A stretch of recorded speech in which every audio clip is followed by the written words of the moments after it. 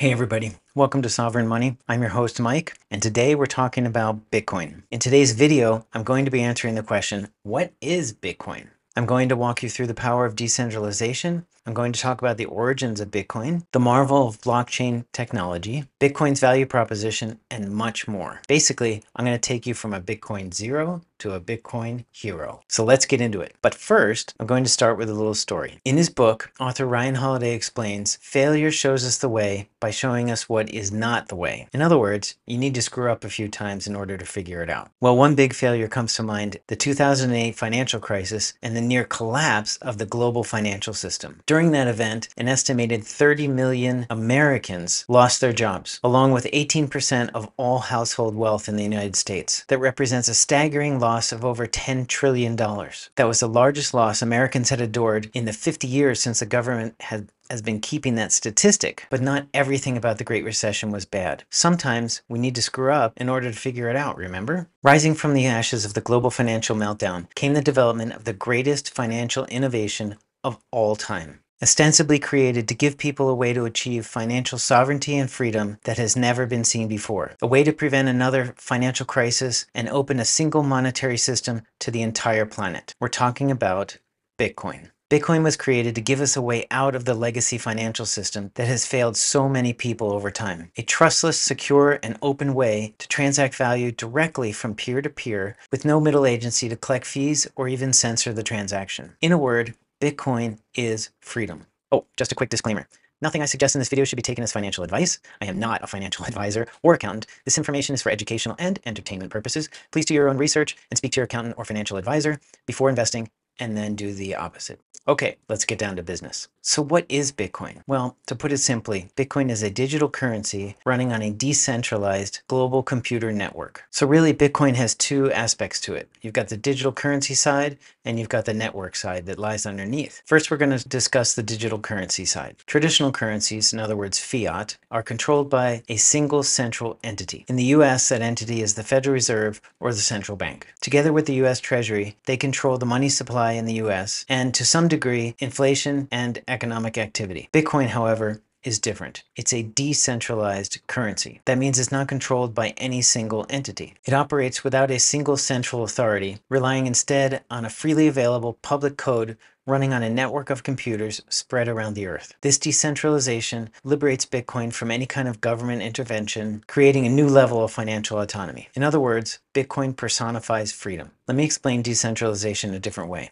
Google, for example, is a centralized authority. I'm not sure if they're going to like this. They control what you see when you search the internet. If they don't want you to see something, they simply block it from the search results. If they think you're spamming people from your Gmail account, they simply lock you out. If their bots don't like your video topic, they'll close your channel. Essentially, Google controls your digital life. In the financial world, the same goes with banks. They have your money and they control your access to it. If they think you're being scammed, they won't let you withdraw your money. Want more than a few $100s in cash? Forget it. Send money to a Canadian trucker and boom, your account is closed. Also, if the bank you're using goes belly up, you could lose your life savings. Decentralization is completely different. It removes the risk of the centralized platform and spreads the power and authority over the entire network. There is no single entity in charge who could possibly censor you or close your account. Bitcoin is the perfect example of the power of decentralization. When you own your Bitcoin, you own it, period. You can send it to a friend, a vendor, another account, or even an exchange if you want to sell it, all without anyone's permission, knowledge, or oversight. You don't have to trust anyone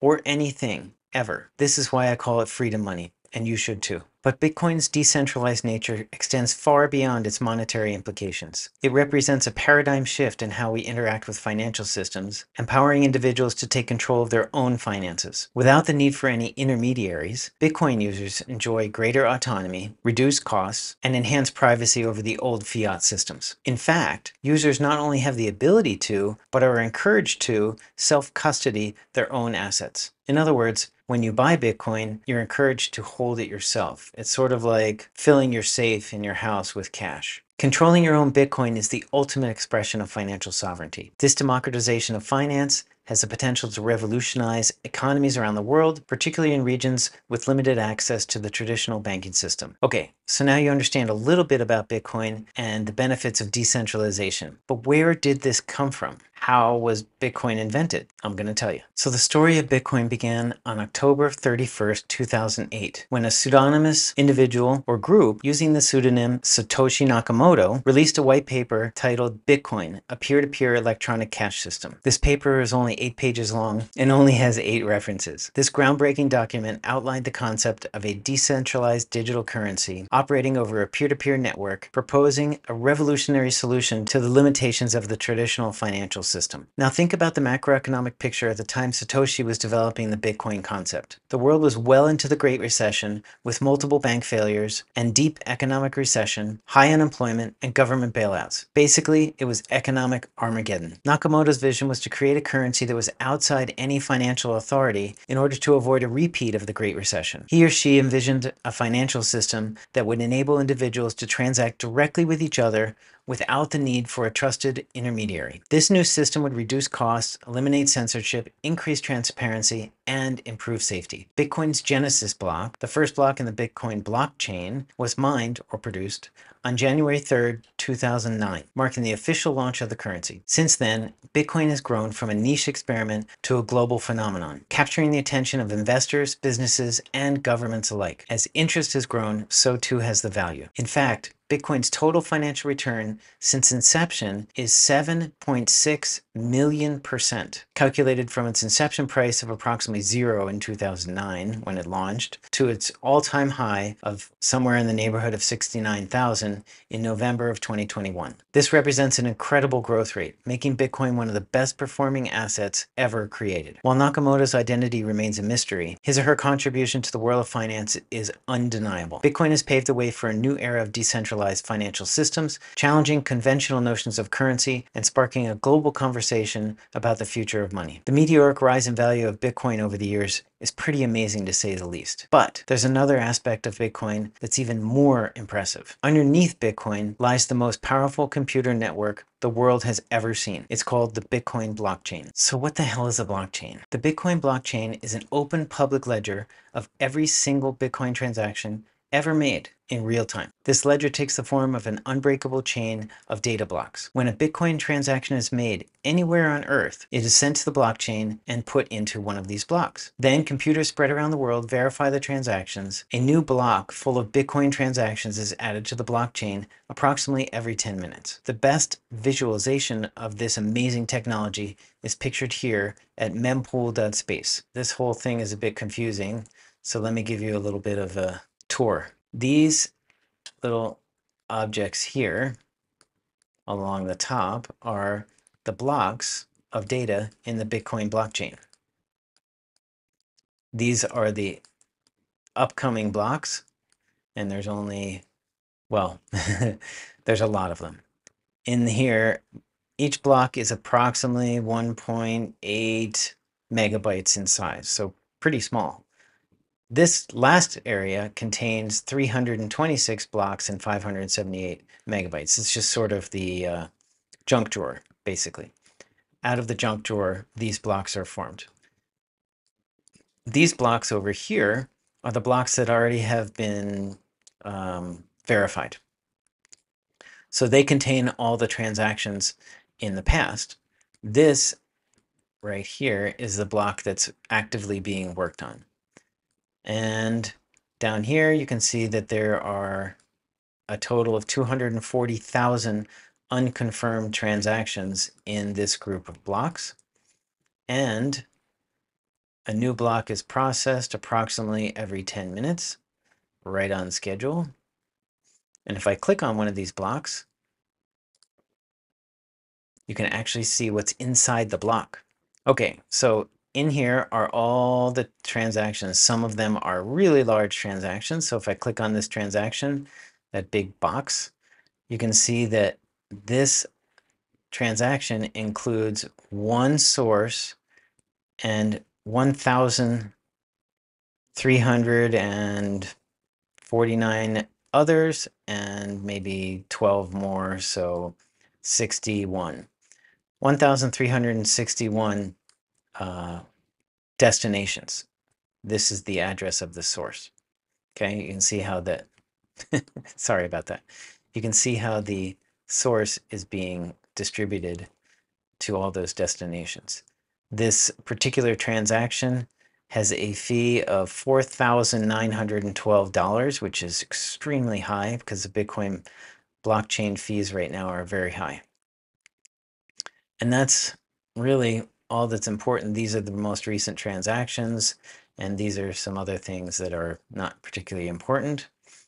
And this is the graph showing the flow of transactions at the moment. And that is a great visualization of the blockchain. This electronic ledger, distributed across a vast network of computers around the globe, ensures the security and safety of the Bitcoin network. Every transaction undergoes rigorous verification by multiple computers, making it virtually impossible to counterfeit or double spend Bitcoin. Also, the decentralized distributed approach eliminates the need for trusted intermediaries, which reduces transaction fees and increases efficiency. Now that we've introduced Bitcoin and the blockchain, let's turn our attention to how new Bitcoin is created. New Bitcoin are created, and that's right, it's Bitcoin, not Bitcoins, Bitcoin. How many Bitcoin do you have? You don't say how many monies do you have, you say how much money. Same thing with Bitcoin. It's 1 Bitcoin or 5 Bitcoin, something like that, okay? So new Bitcoin are created through a process called mining. Basically, mining is the process of collecting, sorting, and verifying Bitcoin transactions on the network. New Bitcoin are then rewarded to the computer that solves a mathematical problem and adds the block of transactions to the blockchain. Let me explain further. When someone initiates a Bitcoin transaction, it's broadcast to the network and enters a holding area of unconfirmed transactions called the memory pool, or mempool to the cool kids. Bitcoin miners select transactions from this pool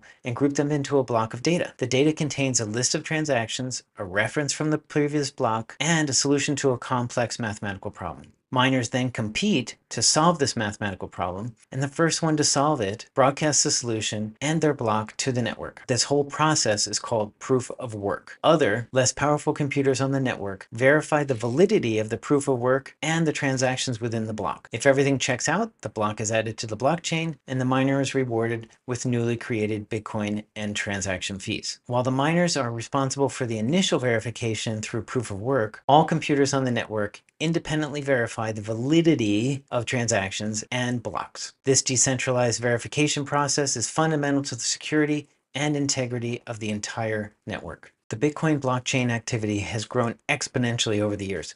Shortly after Bitcoin began mining in 2009, the blockchain was processing approximately 100 transactions per day. On November 12, 2023, the Bitcoin network processed over 700,000 transactions in a single day for the first time ever. Take a look. So here we are. This is a record of all the transactions that have taken place on the Bitcoin blockchain. So it starts way back here in January 2009. Sorry, right down here. And you can see, if I zoom in here, here we go. There it is right there. That is the first day of Bitcoin mining. It says January 17th, according to this graph. And right there, it says approximately $0 of value was transacted that day, and approximately 109 transactions. And then a few days later, it got all the way up to 192 transactions. That's fantastic. And then if we zoom out here, we can see that, you know, by 2012, it was doing 30,000 transactions. And then look at this rise. That is crazy. But that's nothing because this is where we were in November. That is bananas. 700,000 transactions in a single day. So the Bitcoin blockchain has grown like crazy and appears to be going this direction.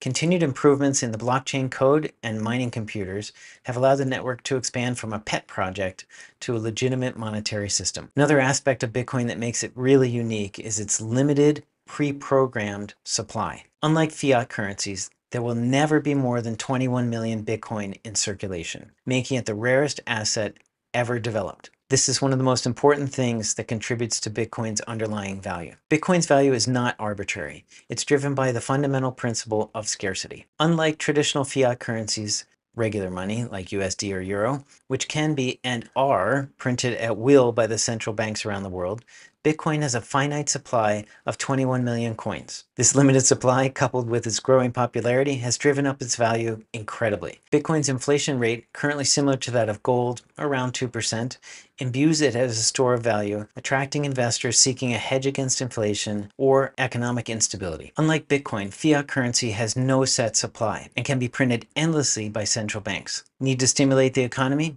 Print some money. Need to bail out failing banks and industries? Print some more money. Need to make debt payments? Print money. You get the picture. All this money printing has made it easy for governments around the world to spend more than they collect in taxes. After all, it's free money. As a result, national debts have ballooned out of control. Here we can see a graph of the US national debt since the debt ceiling was suspended. And I can't remember exactly the exact date of that. Here it is. June of 2023. There has been a $2.36 trillion increase from June 2nd, 2023 to November 24th, 2023. $2.36 trillion of debt the US government has run up in not even 6 months. That's crazy. At the moment I'm recording this, US national debt is approaching $34 trillion. The debt is so big that the interest payment alone is the third biggest budget item behind Medicare and Social Security. Let's take a look at the US debt clock. This is a really neat website right here. Here we go. usdebtclock.org. Here we can see the current national debt in this corner. 33.9 trillion dollars. I just checked the other day and it was 33.6. Man, are they spending. Here's my favorite part. Down here in the corner, we have $212 trillion of US unfunded liabilities, total unfunded liabilities, including Medicare right here and Social Security liabilities that are unfunded. That the only way that they're going to be able to fund them is by printing more money. And what happens when you print money? It decreases the value of each dollar. I'll get to that in a second.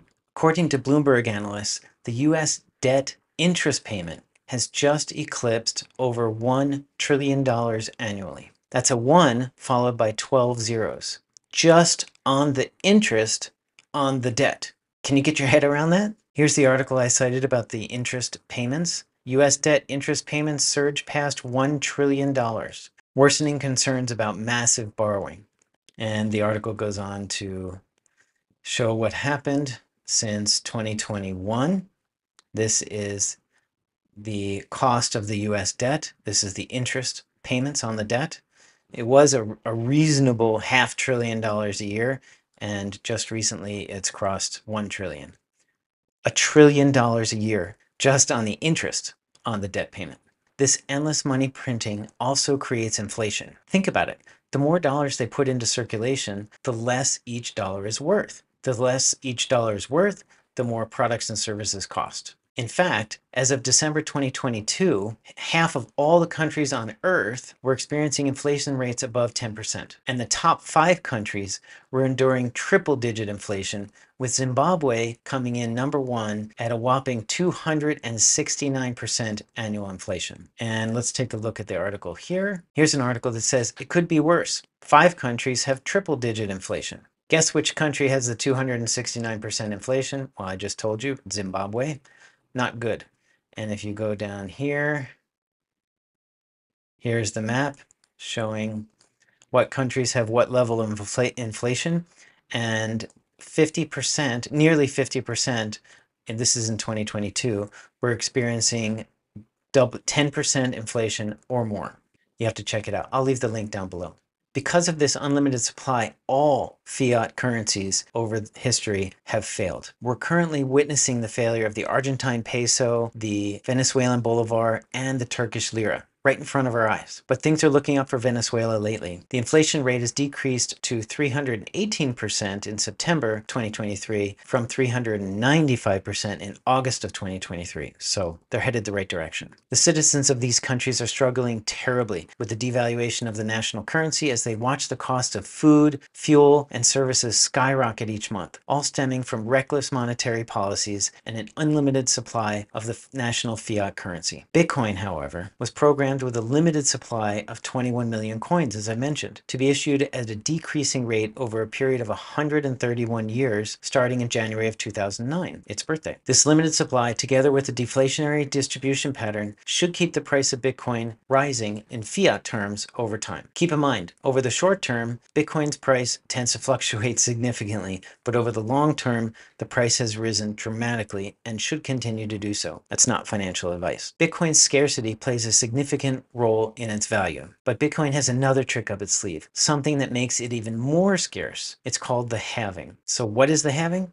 I'm glad you asked. Okay, besides the limited supply, the amount of new Bitcoin produced and put into circulation is programmatically cut in half on a regular schedule through a process appropriately called the halving. The Bitcoin halving occurs every 210,000 blocks. Remember those little blocks we saw on that mempool site? So when 210,000 of them are processed, the reward given to the miners per block is cut in half. This 210,000 block interval is a fixed number that is written into the Bitcoin code. At the time of the recording, we are processing block number 819,854, excuse me. The next halving is expected to occur when the block height, which is a fancy term for what block number is currently being processed, reaches 840,000, sometime in April of 2024. The halvings tend to occur approximately every 4 years. Let me show you a graphic on that.